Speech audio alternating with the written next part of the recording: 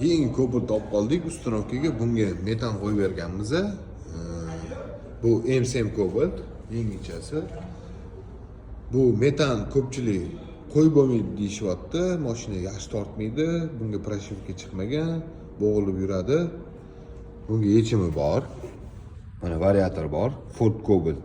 Именно AIB firmaniki, italyanskiy variator bu. Gazga o'tgandan keyin avtomatiskiy ukol опережение zajigani suradi. Mashina tortishi benzin bilan bir xil bo'ladi. Ko'pchilik mana adashib aytyapti, metanda yurmaydi deb yuradi. Yaxshigina yuradi. Tortishlari ham zo'r bo'ladi. Kia Sonet olib qo'ygan edik. Bolalar propan qo'yib berishdi. Hozir zapravkadan keldi mashina. Hozir buni xudo xolasa yurg'izamiz. Kia Sonetga именно Lavata brendidan blok upravleniya qo'yib berganmiz.